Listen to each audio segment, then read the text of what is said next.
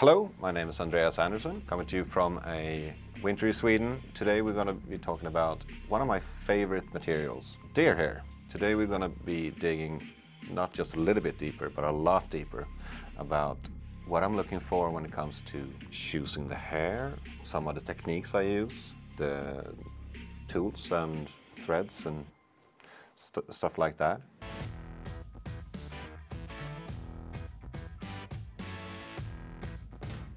One of the reasons why I really like deer hair is it gives you a lot of options. To me, it's a lot about shapes, what I can do with the hair.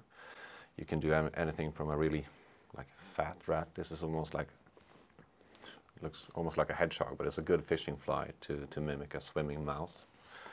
Or these very intricate diver flies that takes about an hour to tie, but it's a fun art form, I guess, that actually fishes really well.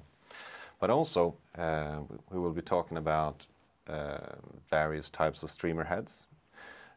Streamers is probably the application where I use deer hair the most, because I get, through the hair, I get a lot of options in terms of how I can make a fly swim. For example, with these wedge heads, the top and bottom and side cuts heads, and something like a more old school modeler style head, and perhaps a weighted version of this. They all will have different characteristics in how they behave once in the water, and we can use that to trick and fool fish into eating our flies, depending on the circumstances. So what we will start with is, of course, the material in itself. And for what I do is mostly predator stuff. Streamers, big bass and pike bugs.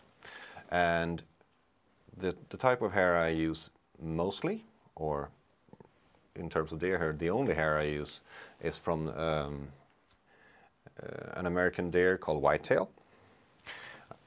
I will either be using the body hair, which is a little bit longer hairs, usually, a little bit thinner, and a little bit softer.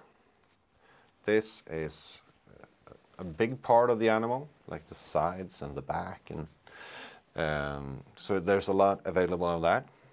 And the other hair that I use probably even more, especially for all the firmer and tighter bugs, is hair from the belly of the animal. So the belly of a whitetail deer is white, and since it's white, they can color it in pretty much any color you want. You can get these super vibrant chartreuse or yellows or pinks or whatever, and it looks really cool, and it's very nice to work with because it's a little bit tougher. It's harder to get these really long hairs with the belly hair, unfortunately, because I would love to get super long, because it just gives you a lot of options. But you have to, when you walk into a store, you will always have to look at the bags, and you can usually just turn it around and look at the back from the skin to the tips and see if is there long hair? Good. Is the clump pretty thick? Yep, good. There's a lot of hair here to work with. And you just, if possible, take it out and feel it. What I'm looking for is in terms of belly hair, is as long as possible, because it gives me a lot of options. I can tie a big fly, I can tie a small fly. And also I want this clump to be very dense, because then I know there's a lot of hair in there. For the body hair, it's usually not a big problem getting these long, super nice hairs. It's easier because there's a lot more of it. There's not a lot of the white belly hair on the deers, so that's what we get. So for the harder, stiffer, very tightly and dense packed flies, belly hair. For a softer, more old school looking streamer head, the body hair is just fine. And you can actually get the body hair pretty dense too. The big difference is this belly hair can take a lot more thread pressure, so you can stack it. See, what I've done here is just put a gray on the bottom, then an olive, then a chartreuse, and then an olive on top of that. I will be showing how to do that type of technique a little bit later. But the belly hair will just make it a lot easier since you can put a lot more pressure. So what's actually special about deer hair in general, and what's the way we use it, is the hairs in themselves are, I guess it's commonly known as hollow, but it's not a tube or a straw. It's more like the bones of a flying bird, where you have like air compartments or almost bubbles inside of each hair. Is tons of compartments of air, which works as an insulator for the animal when it's alive, and gives us the opportunity to when we put thread pressure or tension on the thread, it will flare, and that gives us a lot of options to shape, color, and textures and thickness depending on how we tie it. We're going to be getting onto the technique and tying part later. What also keeps the animal warm is the underfur. So if you look very closely here, you're going to see some fuzzy stuff there. It's even more visible on the orange. That is junk. Well, it actually is junk when it comes to tying deer hair flies. So what you're going to need to do is comb that out, because that is something that's going to make it trickier, less durable, and also when it gets wet, heavier when the fly is finished. My friends at Fly Dressing has started importing one of my favorite brands of deer hair, Nature Spirit. This is actually a brand that I have personally been importing from the US, both on my trips and some good friends sent over. And while I do use other brands as well, this is the one with by far the best quality control. You always seem to get really good and consistently good hair. So I really like it. This is something you should try. And now it's available in Sweden and Europe as well, which is great. So what we're going to do now is 3 different types of deer hair heads, and starting with this one. That's going to be, I guess, to some a little bit tricky, since there's something in the way right here. Set of lead dumbbell eyes. I'm going to take the chance to show a couple of different techniques while doing this head, and of course in the other flies as well. So we're going to start with just a little bit of super glue, where I'm going to be attaching my gel spun thread. And these heads will be all out, just freestyling it, doing all kinds of weird stuff, just to show you different techniques and some stuff that just can be done. So come along for the ride. What I'm going to do is start my thread right next to the dumbbell eyes and flip the hook over like that. I'm going to do a triple color scheme here, starting with white on the bottom. I'm going to pick a clump of white, grab a hold of the tips and get rid of that junky stuff, the underfur. You can use that for dumming if you want. I don't, but if you do tie nymphs and stuff, I guess it's good. So I'm going to just hold the clump of hair right there. 1 loose wrap, 2 loose wraps, and carefully now just grab a hold of the dumbbell eyes and pull forward. That will make the hair stay on the bottom side for the most part and flare out. Just to keep the tension, you can do another wrap or 2 right in front. And for the top part, I'm going with chartreuse. A little bit smaller clump than what I used on the bottom part. Clean that out. Make sure I got a clean surface and lay it down. Get some olive. Similar size clump. Clean that out.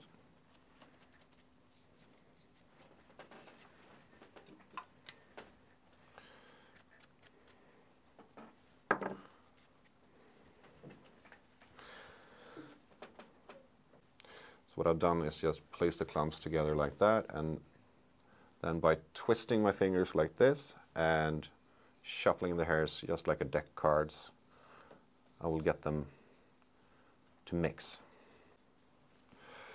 Something like that. Just try and get it together somewhat. It looks like a mess now, but it'll be fine in a minute. Just pull out the excess and stack it. What I'm doing now is just stacking the tips and trying to get as much as possible in there, and just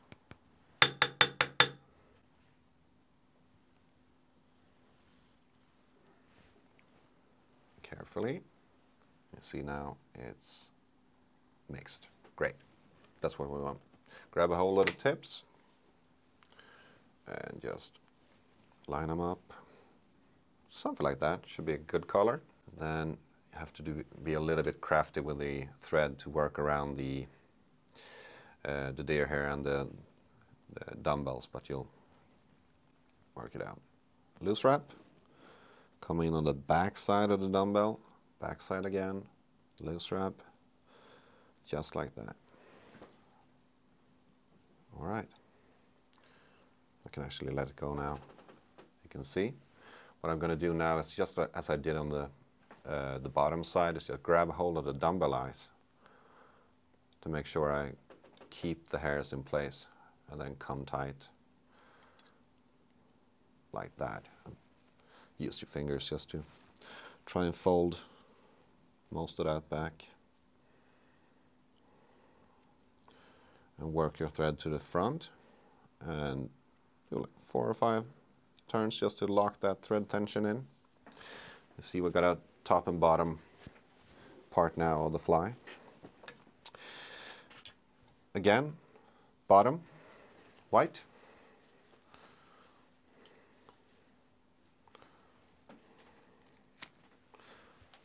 Clean it.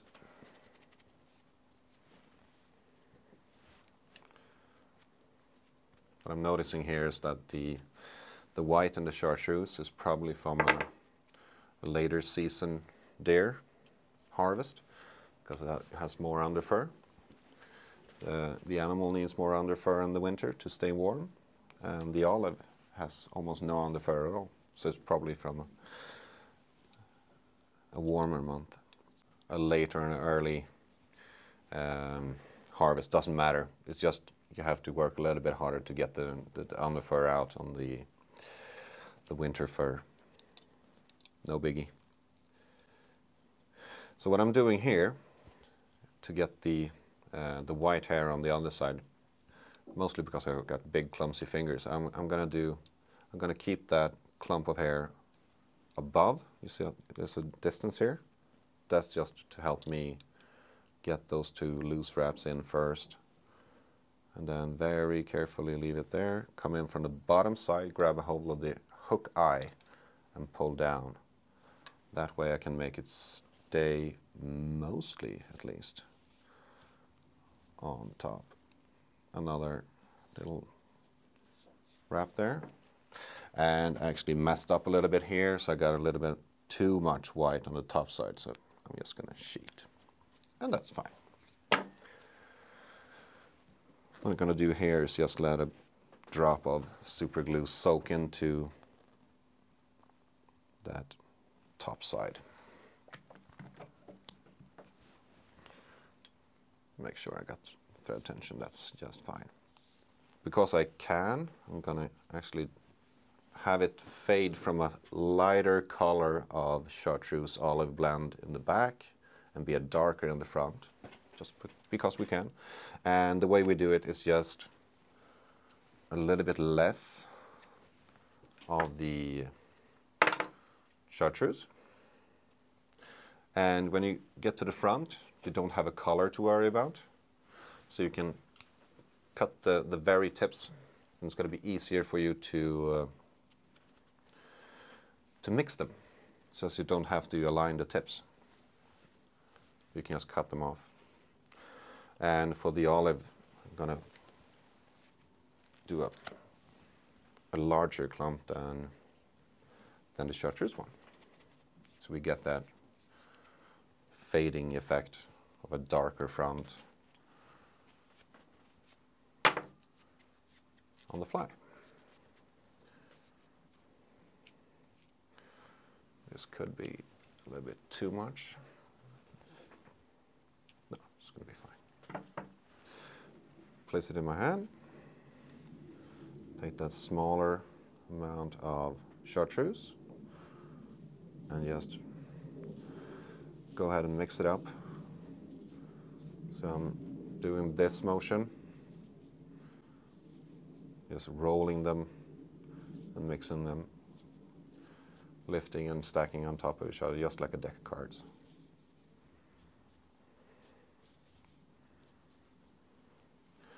So what we got here is going to look a little bit darker than the previous mixed stack. And of course, full disclaimer, you do not have to do this to catch fish. Of course, someone's going to go nuts in the comment section and say, you don't have to do that to catch fish. Of course you don't, but you can.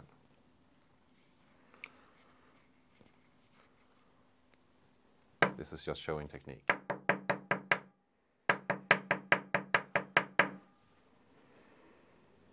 All right. Here's the hinge. Genius little stacker. And carefully grab a hold of that. So you want to flip that around. Messed it up a little bit, but you can actually also stack with your hands. If you got it reasonably under control, just bump it like that. All right. So to get that last clump of hair on there, we're going to have to have our thread go through the white as we're tying in the mixed clump. So what I'm doing is I'm threading through with my bobbin and wiggling through on my side. I'm wiggling through on the far side or on the camera side, threading it like that. Carefully setting it almost in place, just to show you. What I need to do now to not have this whole clump fall off the hook is, so I'm keeping the thread pressure that way right now, and that's also the way I'm going to set this this clump of hair. Otherwise, you run the risk of it just falling off the hook because it's quite a large clump. If you were tying a looser fly, which would be just fine, a looser head, this is going to be quite tight. And pull that way, like so.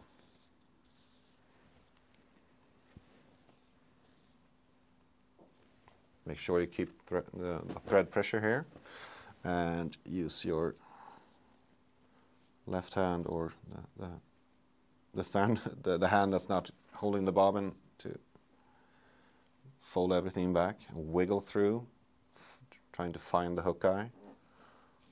Hold all the hair back and just lock that thread pressure in with a couple of wraps. You can get quite close with the bobbin. Oh, we got 3 there. It's going to be fine. Right, big fur ball. After this, it's just a matter of finishing it off with a whip finish or a couple of half hitches. I'm going to do a whip finish, pushing backwards with my left hand to just get the hair out of the way to get some room to do the finish.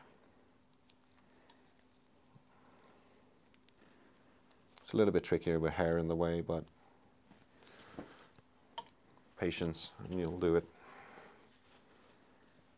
And that folding back that I'm doing here, that I did just now to fit my whip finish in like so, is a lot easier to do if you're working with longer hair. That's why I said that I'm looking for longer hair. So you can just get a hold of it, and it makes everything easier. You can get a longer collar if you want, and you can get in closer or grab a better hold of it like that. So long hair is definitely your friend. Let's do some housekeeping here and just set these aside. Finished fur ball. So what we're going to do now is just trim it, and for that I'm going to need a razor blade. And I always start with the bottom. And what I'm looking to do now is do a flat cut on the bottom. And I want it to be straight along with the dumbbells, which I cannot see at all, and the hook eye. So I'm going to use the hook eye as a ruler.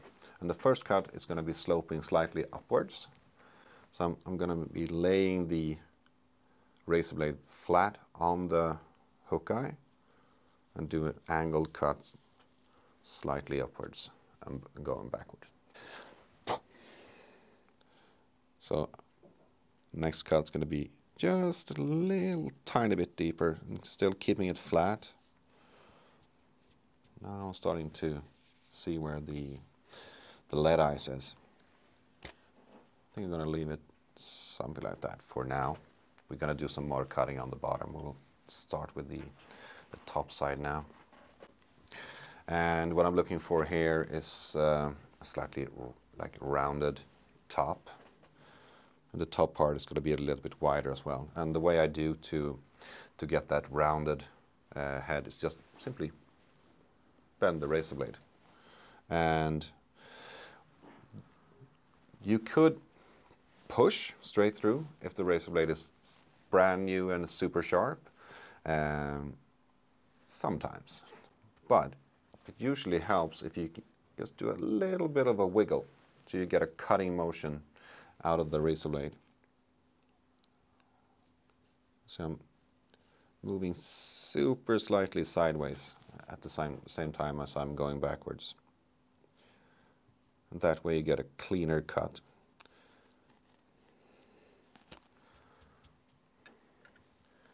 And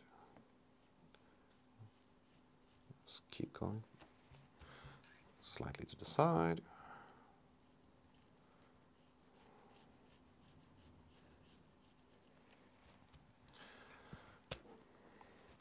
See, I'm leaving a little bit here just to make sure I got some safety. You can always cut more. But if you cut too much, you can't get it back on. You have to start all over.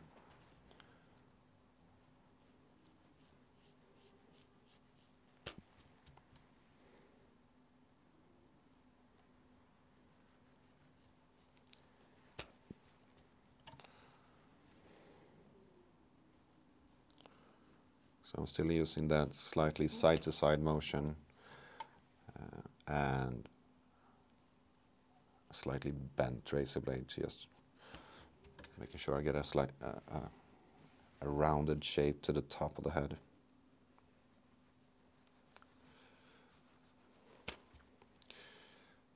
And a little bit more.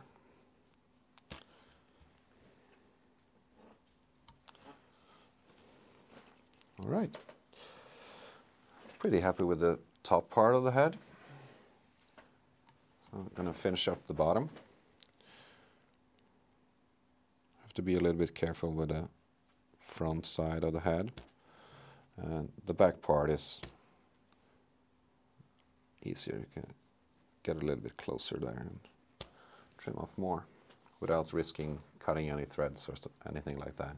If you go too close or too far inside here, you're going to find a thread, and if you cut the thread, it's all over. You have to start again.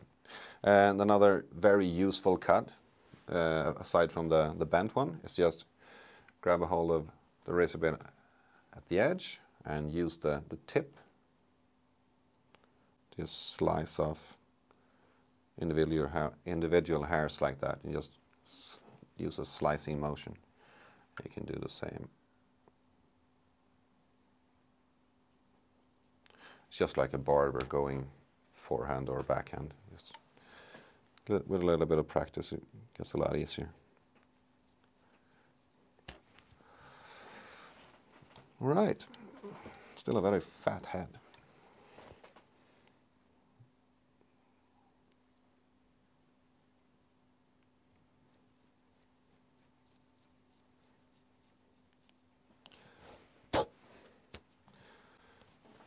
I think that's going to be good, but it's not great looking because we got those stray hairs everywhere around the eyes and the front of the hook. So I'm going to use one of these cauterizing tools. That's a great thing for working with deer hair. Start with the bottom and clean up around the eye. Be careful, don't get too close. You don't want to cut the thread here, just the stray hairs.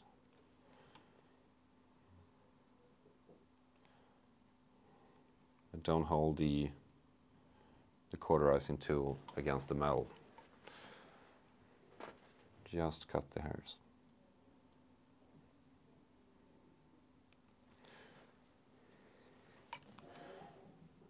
You're going to see very soon the difference. Just wipe it like that and you get any burnt old hair off. So that's a deer hair head with some lead eyes. This is pretty much the head I do on stuff like Kelly Gallup's Sex Dungeons and stuff like that. I know Kelly would do it looser because he likes that, and that's fine. And I just wanted to show some techniques here, but this is very similar to the style head he uses. So what we have here is a finished little bug, or done just to show you the head. Top and bottom stacks of a lighter white color on the bottom and a mix of chartreuse and olive in this case, but you can obviously choose to do any color you like. You don't have to do the mix. You can use the exact same technique just to get a top and bottom color separation like that. And the purpose of the lead eyes in this fly is just to get it to start fishing right away as it lands in the water. It's not really to have it dive deep down to the bottom. It's just to get it to start fishing right away, because it's just a little bit higher sink rate. Right. Next fly. The hook I'm tying on is an Ahrex Hooks TP650, which is a bent hook. It's like a normal, very big gap streamer hook in the back, and at the front part you have a 26-degree downward bend and a flat eye. And what this does is sets an angle. It looks like that, kind of like a spoon of a Rapala or whatever. When you have this little angle between where the line or the leader is and the fly, and you get water hitting the surface, it will always push it like sideways, up and down, and just get it moving. It's a very smart head style. I love it. I did not come up with that. I just like it.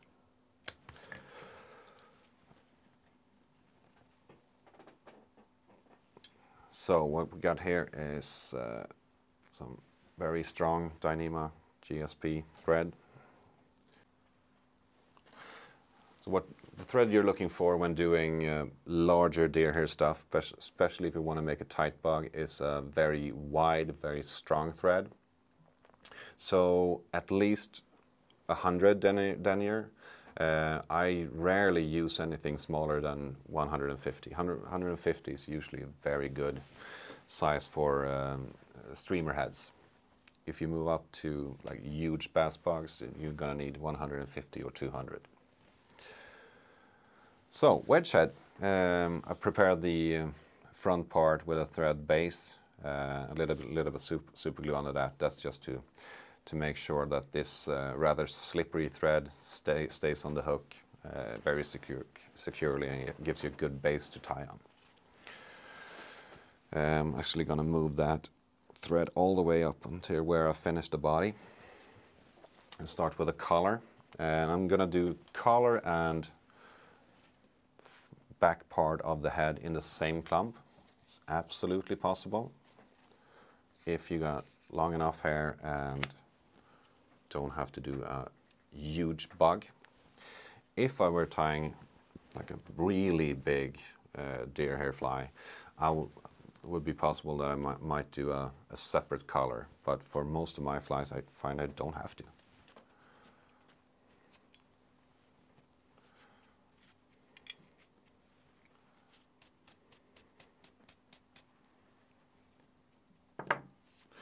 So, cleaned up a clump of gray belly hair. I'm going to hold it very firmly, leaving a good sized collar on top. Loose wrap, loose wrap. What I'm going to do now is a third technique. In the first part, we did a spinning technique where we spun the hair around and secured it. And then we did a stacking technique. And now we're going to do something that is a little bit different. I call it a 360 stack because I'm going to be holding the hair in place as I do when I stack hair. But it's going to be all around the hook like a spun bug, or a spun technique. The difference is I can make a 360-degree tie that's a lot firmer and tighter in terms of the undersult when it's done. So the hair will not spin.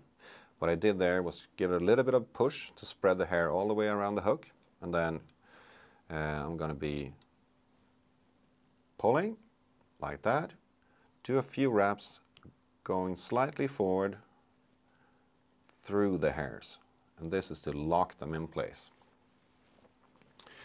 And you can use your fingers or some kind of tube. Fold it back, get the thread forward. See, I got plenty of room here, and I started very high on this head for a reason. We're going to throw a stripe in there just because we can. So some blue.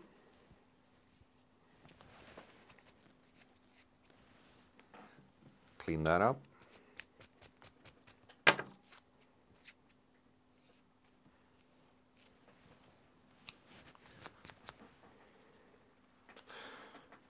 And the way we're going to tie this in is similar. I'm going to be leaning it like this at an angle. Loose wrap, give it a little bit of a push to spread it around. Hold it and come tight that way to make sure it stays on the hook properly. Find the hook eye. If you got some kind of tool, it might be easier to just hold it back this way. Just pull it all back, hold. Thumb and forefinger is a great hair packer, actually. So very firm hold and give it a push backwards.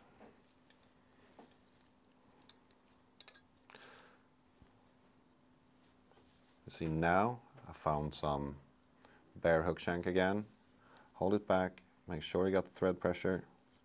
walk forward or wrap forward and lock it in with a few firm wraps like that.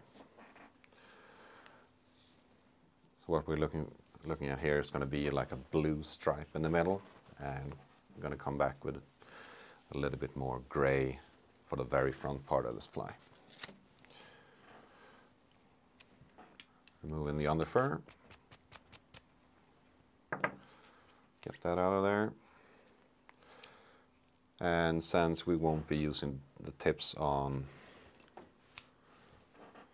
the clump, you can just cut it out. And it will be easier just to wiggle the thread through as we're finishing up. Tiny bit of super glue right up at the base of the blue. And again, hold it at an angle. Loose wrap, make sure you catch the hook eye. Another loose wrap.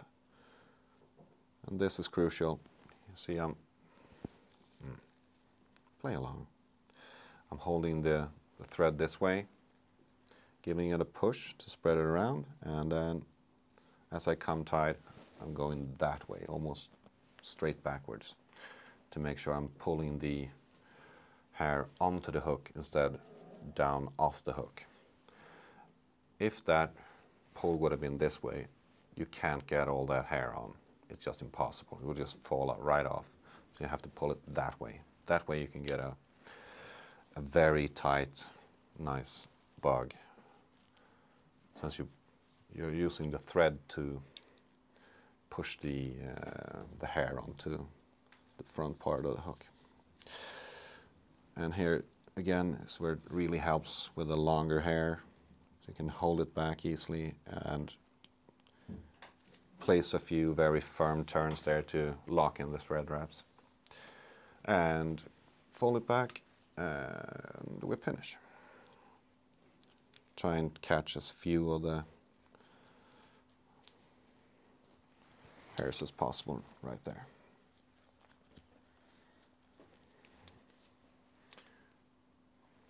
And of course, if you want, you can just use a little bit less of that middle part or skip it altogether, or you can use 2 or 3 colors, whatever. That's a huge part of why I like tying with deer hair. You can do a lot of stuff with this. You can be as arts and crafts as you want, and you can also use it from a purely fishing point of view. It's all up to whatever you want to do. I mean, I fish. I'd love to fish, but I also love the art part. I'm not gonna lie. It's fun to play with colors. So for the cutting of this hairball, just a sharp razor blade. I always start with the bottom part. I'm gonna make a straight cut, slightly downwards, following that angle. And as I mentioned before, be very careful about the amount of hair you cut at the start, because you can't get it back.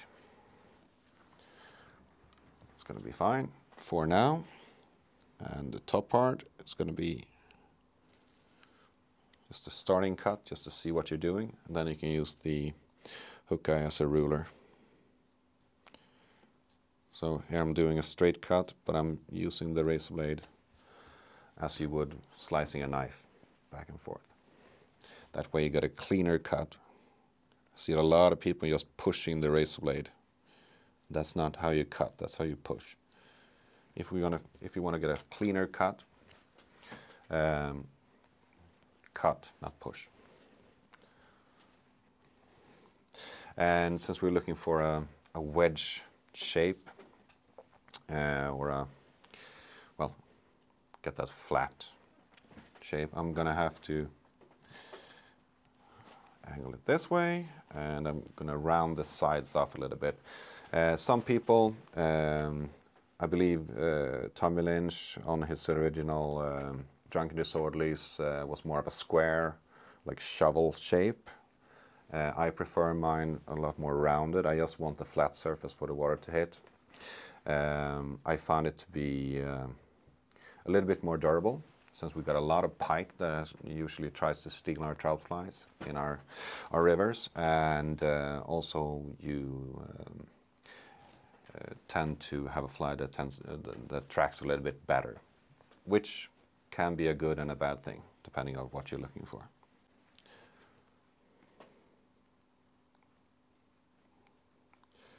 See, again, I'm moving back and forth a little bit to get that cleaner cut.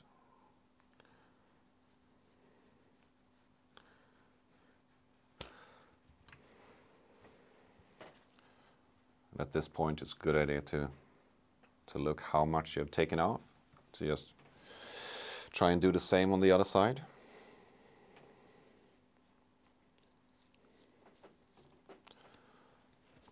And a tip that it's hard to show you now, but for a lot of people, it's going to be a lot easier to cut straight lines of their hair if you take the vise and put it this way. Just a tip. But since I'm showing you now, we're going to try and keep it in place. All right, we got something.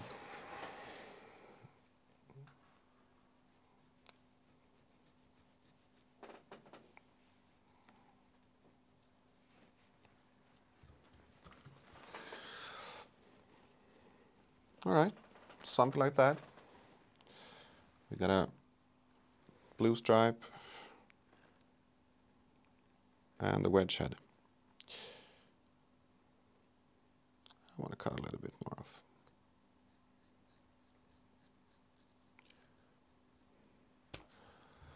On all streamer flies, it's really important to always have more materials on top than on the bottom. Okay, soon done. Just a little bit more on this side.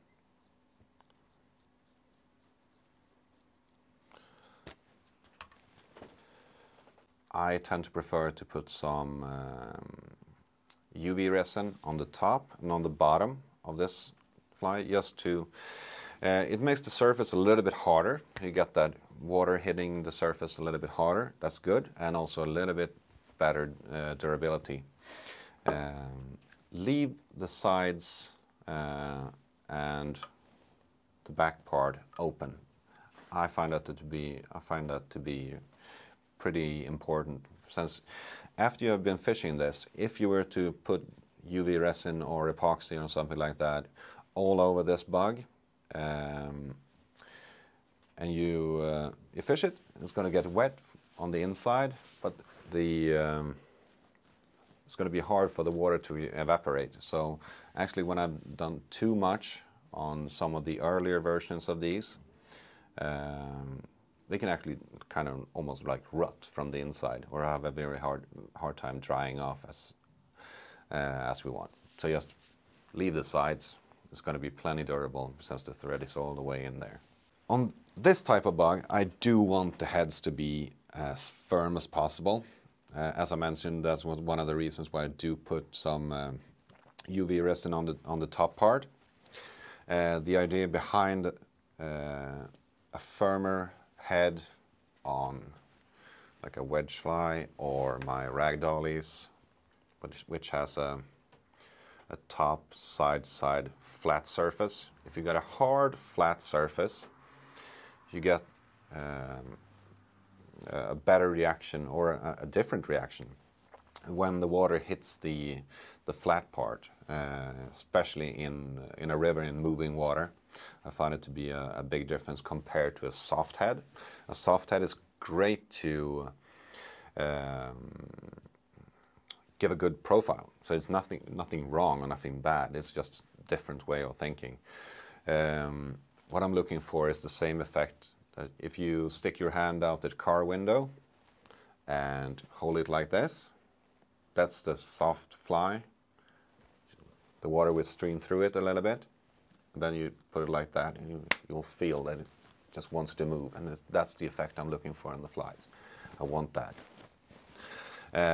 So that's why I'm tying a lot of, or at least some of my streamer flies with a very tight head, because I get a very strong reaction out of the current when it hits the fly. And the head of those flies are the driving part of the train, I guess. Or well, so that's the reason. All right, so we have done wedge heads, we have done top and bottom stacks on streamers, and a simple deer hair head as well. So we're going to move up to a Dahlberg diver. I have kind of like a hollow fly style tail ready here. So I've picked a tan, white and black, so rather natural, but it has plenty of flash in it, so should be good to imitate some kind of I don't know, bream or sucker or something like that.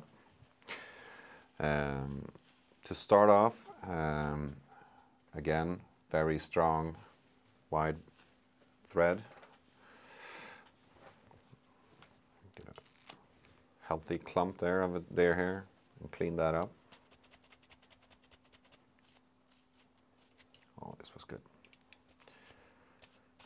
What I'm going to do here is 1, 2 turns, then use my thumb, put it on the underside, and as I'm wrapping around, I'm going to stop with my thumb on top, spread some of the hair fibers on the underside there, so make sure it's all on the underside, and then pull straight down. That way you get the hair to stay on the bottom. Maintaining pressure, I'm going to wiggle through and wiggle through, making sure I keep it all on the bottom. I usually do that twice. And a little bit of super glue right in the middle. If you look closely, you can actually see the hook shank right there. And that's where we're going to put our second stack, or second clump. And of course, this is a type of fly that's very dependent on super high quality hair. So good length will definitely help, since this is a bigger fly. The hook I'm tying on right now is an Ahrex hook, the TP610, the trout predator hook, but it works great for pike and bass and stuff. So I'm trying to make sure I got similar length of color. Placing that right on top here. Wiggle through, thread through, wiggle through, thread through. Still very low thread pressure. Next step is going to be using the index finger to hold on to the bottom side of the hook, so I can push hard with my thumb right into that clump at the same time as I'm pulling down to flare the deer hair. I'm going to look something like this. I'm going to try and get my other fingers out of the way so you can see it.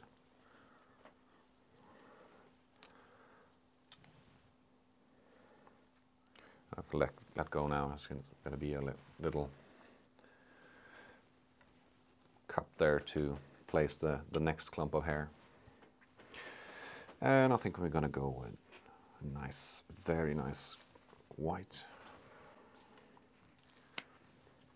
And what we're doing here is going to be it's called a stacking technique, because we're stacking hair on top of other hair. And while you're doing that, you can obviously change colors and get these patterns or rings or frames or whatever you want to call it built into the pattern, which is kind of fun, cool. I guess it's an art form, but it's also a very fishy bug once it's done. Well, what I'm going to do now is just place my scissors straight like that and flatten it. That way I can come down all the way down to the middle there. Wiggle, thread, wiggle, thread the needle,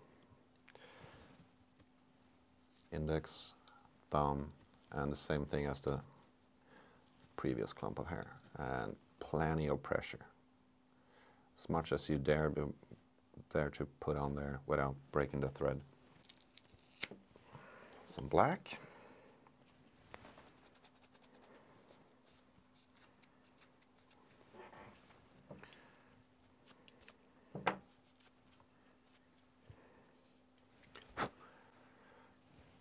Same thing, using the scissors as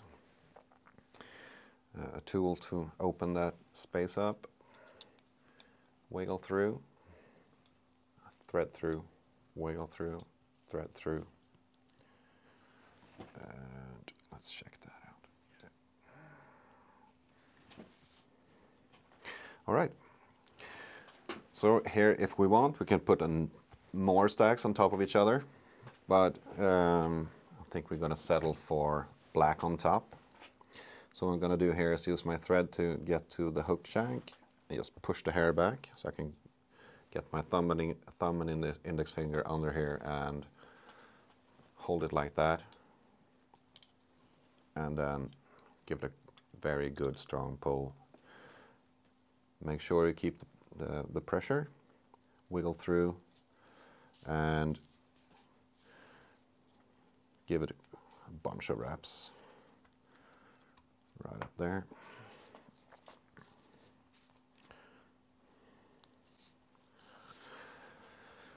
What I usually do as well is just throw a couple of half hitches in there, 2 or 3.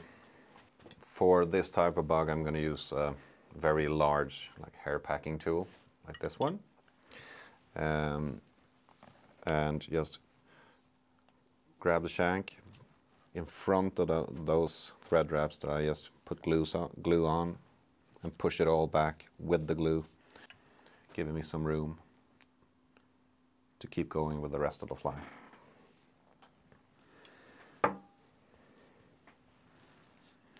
But before you start tying on more deer hair, you need to create a little bit of a thread base. You can go almost all the way forward and then come back. No glue here yet. You're going to do the bottom part first and then add glue.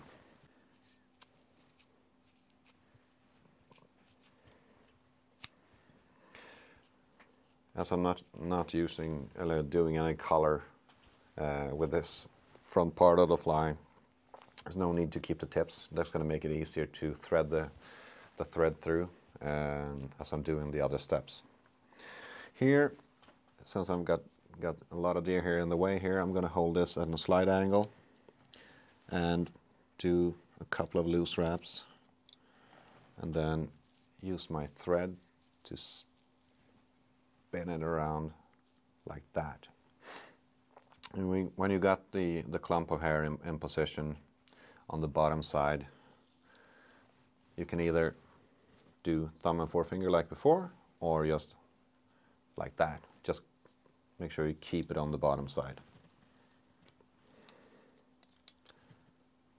And I like to come in with a couple of extra wraps, 1 or 2. Now, a little glue at the base,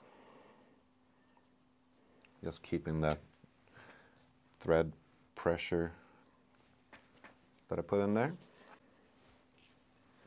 And those of you who has noticed the desk in front of me, one of the most important tools of deer hair tying is a vacuum cleaner.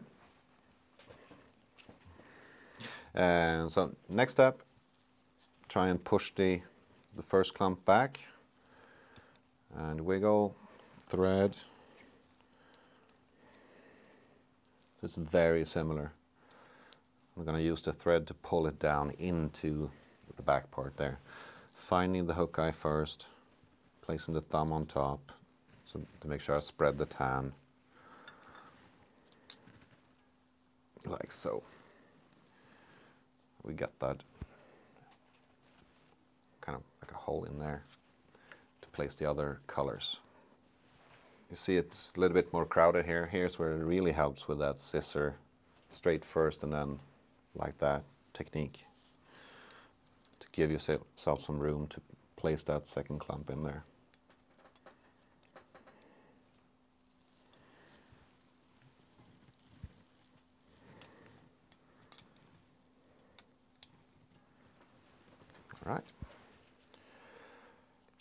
Okay, so like that.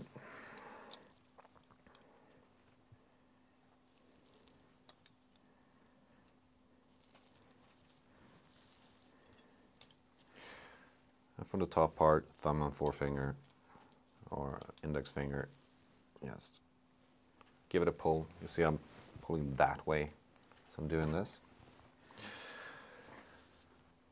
At this point, give it a little bit of a push.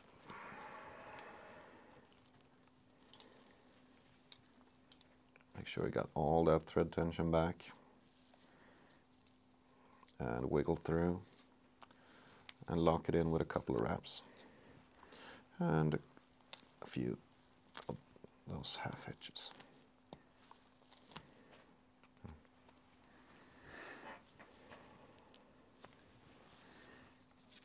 Oh yeah. A little bit of glue right at the base. Give it a push with a packer.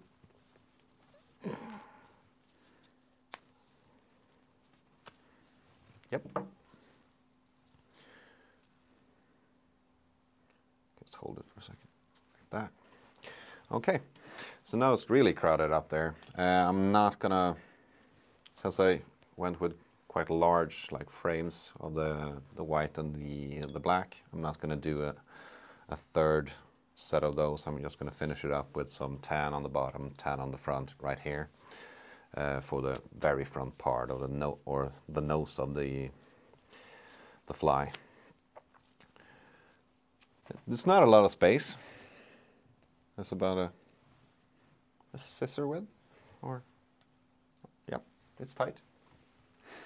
And since it's very crowded and very tight up in here, I'm gonna have to be a little bit creative with how I tie this in. I'm gonna try and push this back with my hand at the same time as I'm doing a couple of air wraps. There's actually quite a couple of centimeters of distance between the hook and my top thread part. I'm gonna be pulling down and sideways at the same time as I'm letting this go slowly, and hopefully it will set on the bottom part here. Or it will. It looks like that. And now it's really crowded. So wiggle. Give it another push. You have to be very firm when doing this.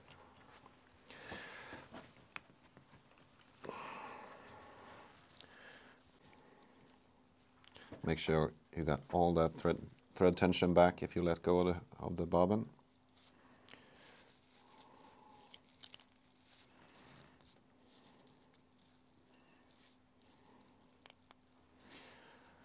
I'm not sure if I can fit another one on top of there, but we'll try.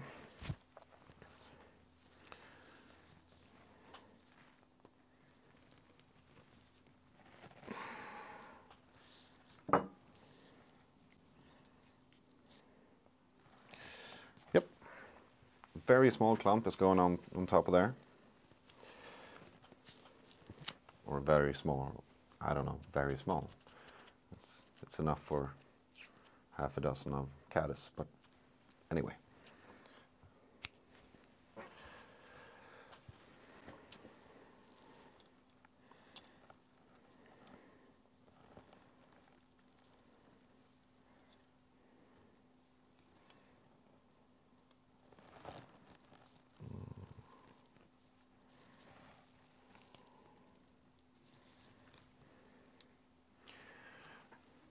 Super important to pull that way as you do in the last couple of parts, otherwise the hair will just fall off.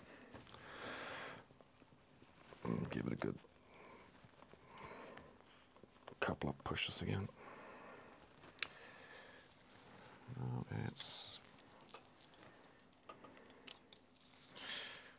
if you've done this right, you have left yourself very little room now to finish, but that's the name of the game. Give it another push with the tool. or a couple.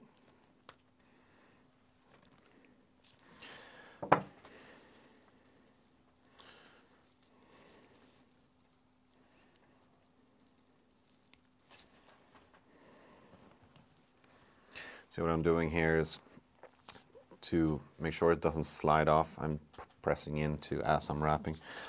Let's see if we can do a whip finish on this one. Otherwise, we're gonna have to do. No, I think I'm gonna have to do a half hitch.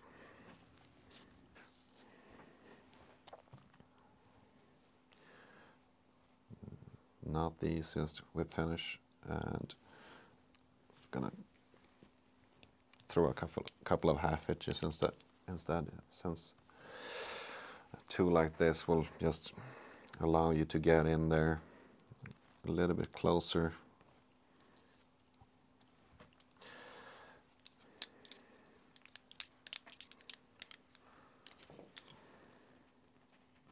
Make sure you really set those half hitches. Perfect. Broke on the third.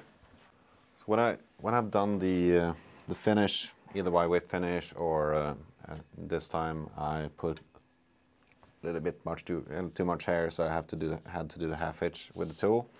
I like to brush through the entire diver, making sure that as few hairs as possible is bent or caught in each other. If you can get them all to kind of stand up or align, it's going to be a lot smoother when cutting them. Right, stuff like that. Let's cut it. All right, nice and tight.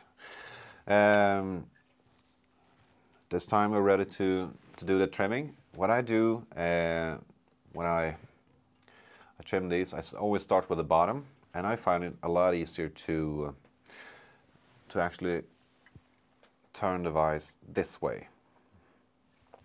That way I can see the hook eye, or at least barely see the hook eye, because there's a lot of hair on here. And the first cut I'm going to do is just to help with some visibility, so I can actually see what I'm doing. So I'm going to place the edge or the flat part of the razor blade just next to the hook I am cut upwards. And you can see from the top camera that even though I just cut upwards, it's plenty tight already. So let's go. What I'm looking for on the bottom side here is a flat surface all the way back, and as with all deer hair flies, just cut little by little because you can't put it back.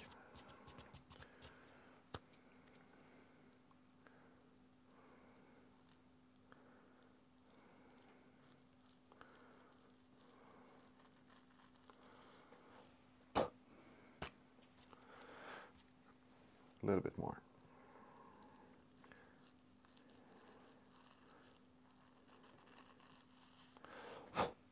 Let's call it a good start. Next, again, we want to have some visibility, so the first cut is going to be upwards. And from here, we're going to shape the first half of the fly, like a half dome, sloping half dome like that, leaving a good piece, a good part of the back part, or the back half, uncut for now. That's going to be the color of the fly. So I'm bending the razor blade again.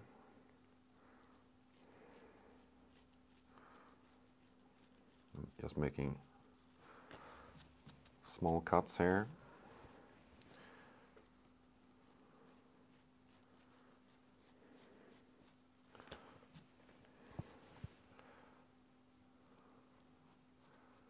Starting with a quite steep angle, I'm going to shallow it out as I go.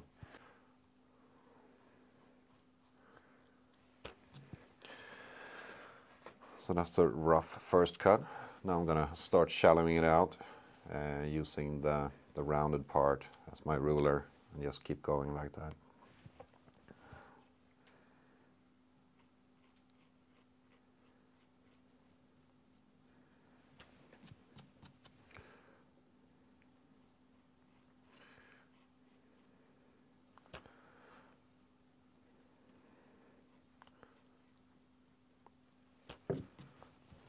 Little by little, it's taking shape.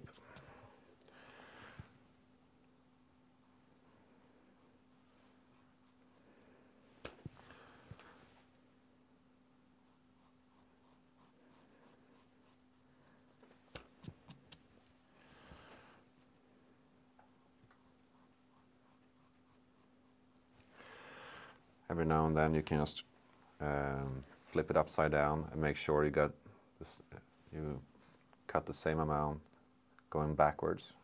Just see where the color is on the left and the right side, and also how deep the cut is on each side. So I can see here from, and you can probably see it from my top camera now, that I need to cut a little bit more on the right side of the bug right here.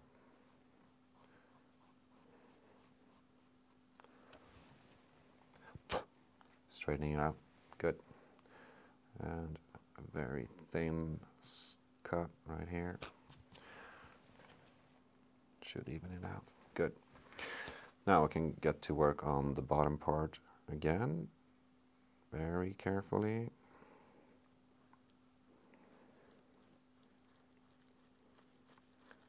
Just to even it all out.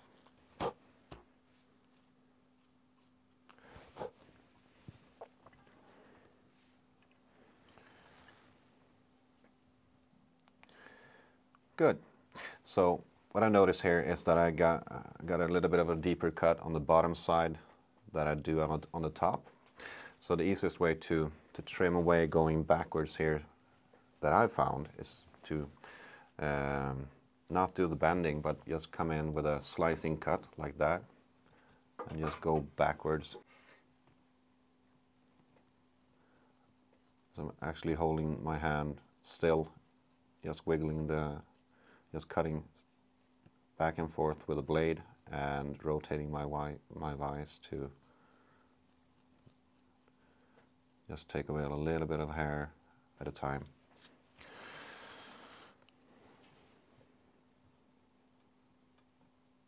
It's actually getting better. All right. It's close, but I can definitely cut a little bit more on top and a little bit more on the bottom.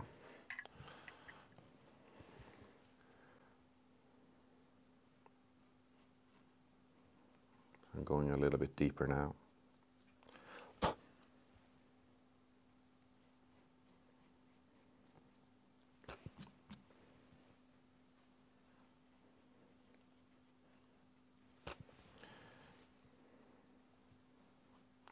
And again, this is done with the bent blade, this very part.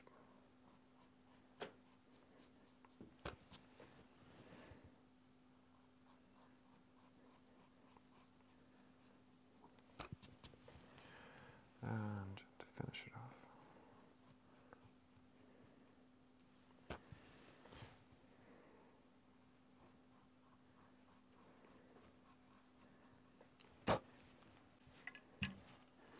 Now I'm pretty happy with the front part. I'm definitely going to be cutting a little bit more on the bottom side, especially the back part of the bottom side. But first we're going to start with the color. And to shape the color, I am going to be using one of those curved scissors. So what I'm looking for here is, I guess, a half an inch, maybe. No, less, quarter, 5-6 millimeters, a little bit more maybe, of color. So I'm going to start at my right side, and then just rotate the vise, keeping the scissors in one place, making sure I don't move, because if I do all the cuts with scissors in the same place, just rotating the vise, it should be perfectly round when I get to the finish on the other side. Alrighty, almost done. So, not bad. From here, we're gonna trim this back part, and I'm gonna start at the far side or my right side, and just on the inside of the edge of the collar and a slightly downward angled cut is what I'm looking to do.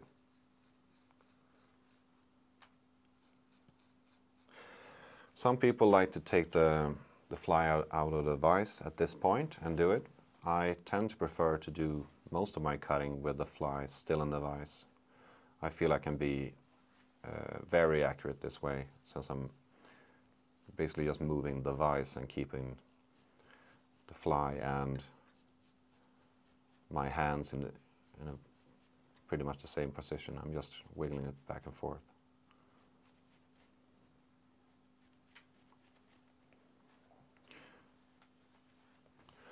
So the first cut looks something like that. I'm gonna create a steeper angle in a second, but I just don't want to cut too much at first.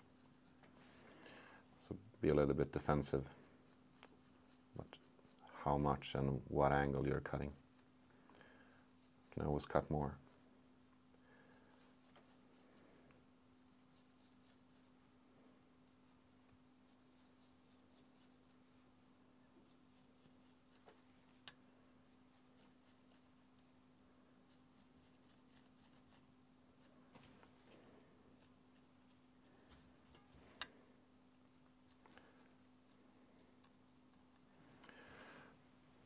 Okay, almost done.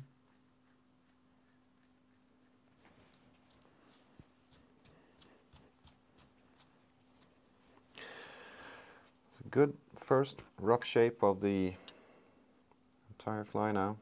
Just gonna trim a little bit more off the bottom, a little bit more work on the collar, and then we're ready for ice and a fishing trip.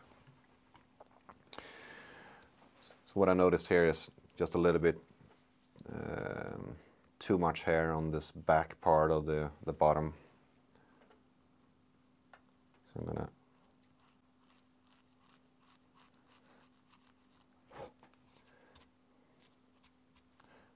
take a little bit more off here.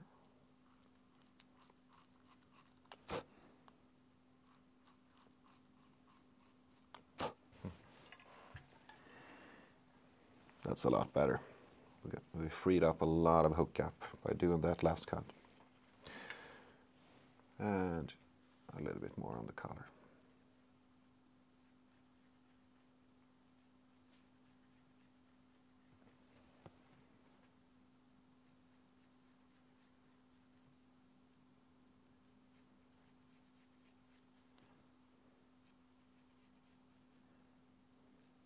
Kind of brush it with my fingers like this, and make sure I erase up any stray hairs. And I'm going to use a scissor now just to straighten this edge. It's just a way of making it look a lot better. What I'm talking about is this edge and that edge. It's just a little trick that makes it look a lot nicer.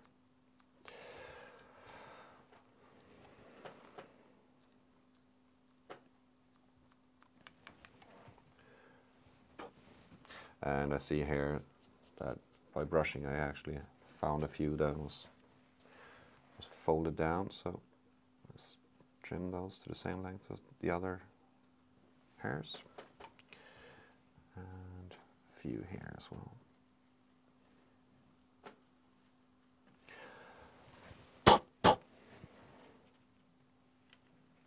You can easily go fish this bug as it is right now.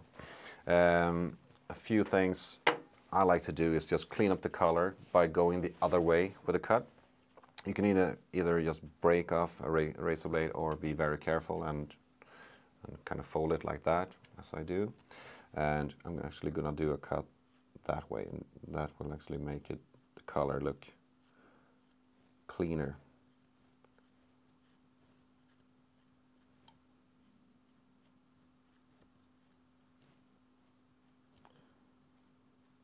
Once the fly is totally finished. Hopefully you can see it from this camera that you got a crisper looking edge now. And this part doesn't look really good and it's not perfectly straight, so I'm just gonna do some slicing cuts there and take away most of the tan on top there.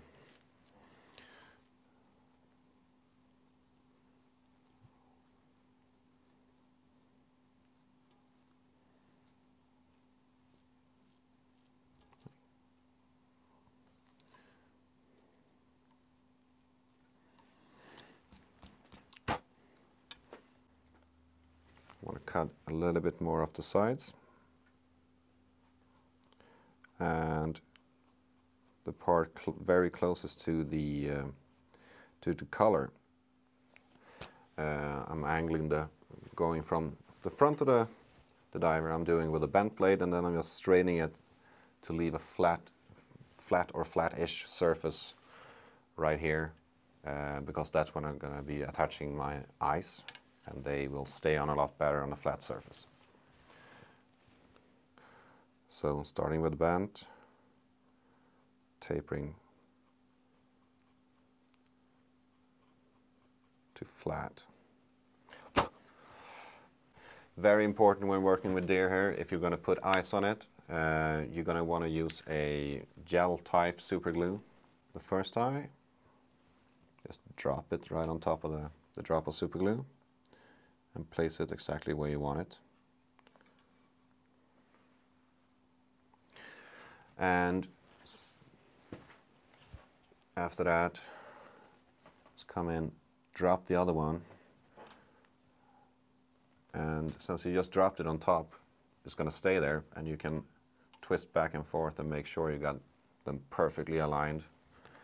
So you got since you haven't pressed the second one in, you can be very accurate and use the other one as a reference point.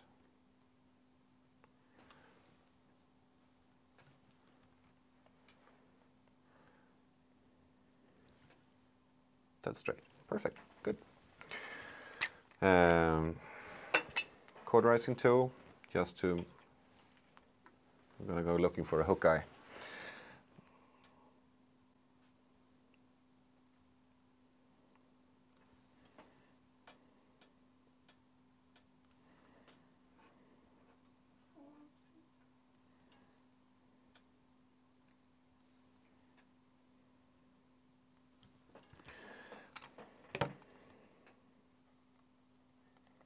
Yep, it's there.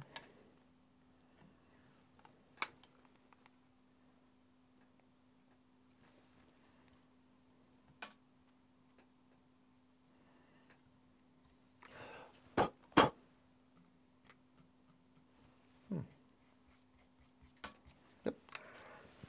The color is kind of shaggy, but that's actually good because we're gonna put some glue on that to make sure it's durable and also a little bit stiffer.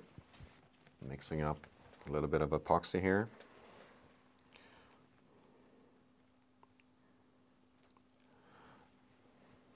I love all these modern UV resins, but it's very hard to beat a good epoxy in terms of durability.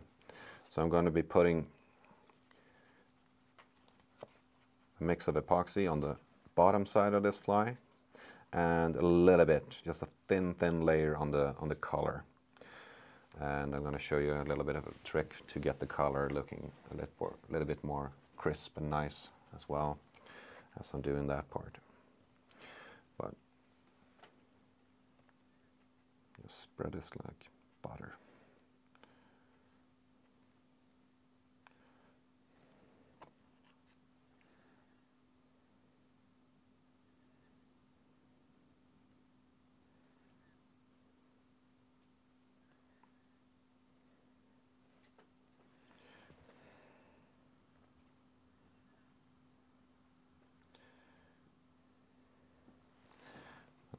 making sure I'm pressing the epoxy down into any little, there's some air somewhere. And to finish the color up, start with the edge, just a tiny amount all along the collar right here.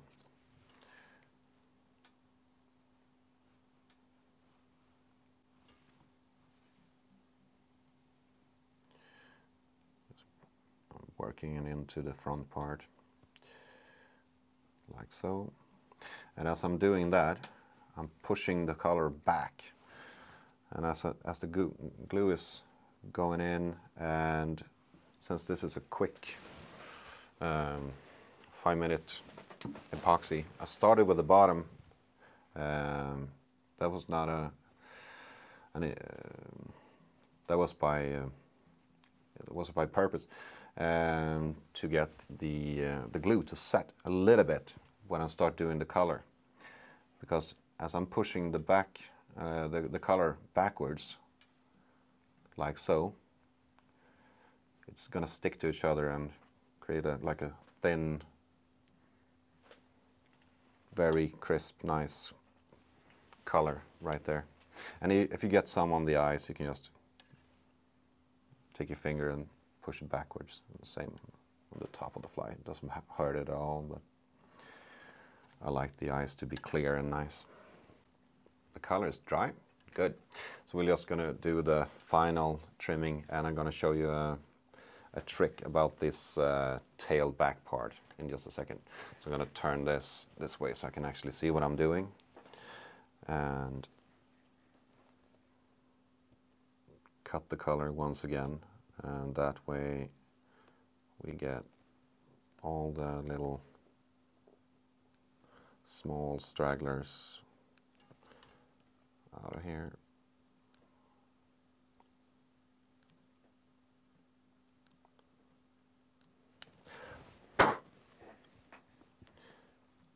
And what you end up with in terms of the color is super crisp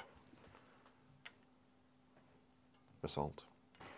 This back part is basically just a pike fly in itself, but in the back of a diver you can't really do a reverse tie effectively and have it splay out the way you want. So what I figured out many years ago while tying in Germany at a show was that if I tie the bucktail in going backwards and then add some feathers and flash and stuff and leave it like this, the bucktail won't flare that much, but I can actually fix that and get a broader, bigger profile that's perfect for, especially for pike and stuff like that, by doing a little trick. So what I do is place the fly upside down or nose down. Use my fingers to spread the bucktail and get some UV resin